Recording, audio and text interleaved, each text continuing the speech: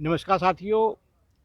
आज जो हम बात करने जा रहे हैं वो है कि मूर्ति पूजा ही क्यों, या तस्वीर या फ़ोटो की पूजा ही क्यों। हम उसी के सामने बैठ कर के ही अपनी पूजा पाठ करना क्यों चाहेंगे, क्यों करते हैं। इसी के संदर्भ में मैं कुछ आप लोगों से बात करना चाह रहा हूँ, अपने विचार रखना चाह रहा हूँ।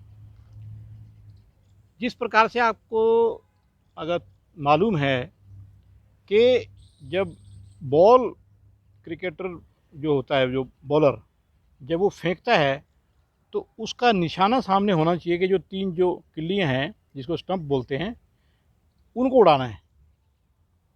वो उस टारगेट को मान के चलेगा, फिर उसका ध्यान कहीं और नहीं जाएगा और वो बॉल फेंक देगा। इसी प्रकार से हम अगर कोई निशाना लगाते हैं तीर से या रिवाल्वर से, जैसे निशानची जो बनते हैं, जो निशानेबाज होते हैं, तो वो क्या करेंगे, उनको सामने एक ऐसे स्क्वायर या फिर राउंड और उसके अंदर से ऐसे circle circle circle circle, centre वाला सर्किल भी एक होता है। उसमें थोड़ा थोड़ा रंगों का फ़र्क होता है समझने के लिए कि आपने उस वाले सर्किल में अगर निशाना लगाया, आपकी गोली वहाँ पहुँची, आपका तीर वहाँ पहुँचा, आपके इतने पॉइंट वहाँ पहुँचा, इतने पॉइंट आपको विजयी होने के लिए सेंटर वाले को भेजना है, वगैरह वगैरह। अगर वो उसको आगे से हटा दें और उसको बोलें कि तू ये तीर या रिवॉल्वर पकड़ और गोली चला और हम देखेंगे कि तू कितना अच्छा निशानची है, ना वो अच्छा निशानची बन पाएगा, ना वो उसको समझ पाएंगे। क्यों? क्योंकि उसके सामने कोई टारगेट तो है नहीं। उसने बोला कि मैंने गोली बिल्कुल सही चलाई है। भाई तूने चलाई तो सही है, लेकिन तेरे निशाने पे कितनी लगी।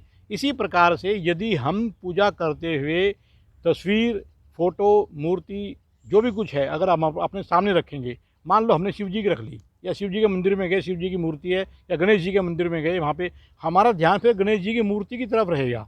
थोड़ा बहुत ध्यान जाएगा जो वहाँ पंडित जी जो हरकत कर रहे हैं, आरती वगैरह कर रहे हैं, वरना हमारा ध्यान सबसे ज़्यादा वहीं लगेगा। हमारा ध्यान एकत्रित हो जाएगा, मन हमारा वहाँ पे जाके ठहर जाएगा, उनकी पूजा हम ठीक से कर पाएंगे। अदरवाइज़ ये मत समझो कि वो जो मूर्ति है अगर आपने उसको नहीं देखा तो आपको भगवान की प्राप्ति नहीं हुई, भगवान का आशीर्वाद नहीं मिला। नहीं, वहाँ पर जो ओरा बन गया है भक्त लोगों के पहुँचने से, वो तो आपका अपना काम करेगा। लेकिन आपको आसानी कैसे होएगी, अगर आपने मान लो गणेश जी की मूर्ति है, आपने उसके सामने बैठ कर के या उसको देखते हुए आपने अपना जो क्रिया की, मंत्रोच्चारण किया, तो वो ज़्यादा फलीभूत होगा, क्योंकि आपने किसी अन्य देवता की तरफ ध्यान नहीं किया, आपका सामने सिर्फ वहीं ध्यान है। तो जिस प्रकार से निशानेबाज का सामने टारगेट हो और वो उसको आसानी से भेज सकता है, तभी उसके नंबर अच्छे आते हैं।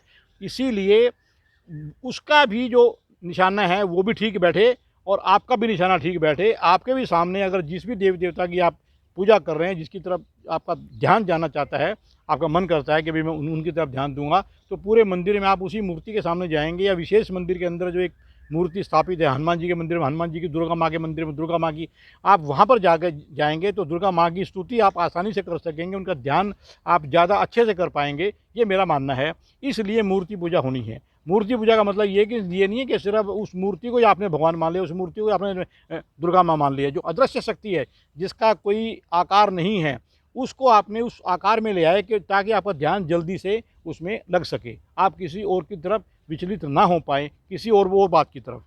ये मेरा आज का कहना था। उम्मीद है कि मैंने अपनी बात आप तक पहुंचाई, आपको ठीक लगी होगी। नमस्कार।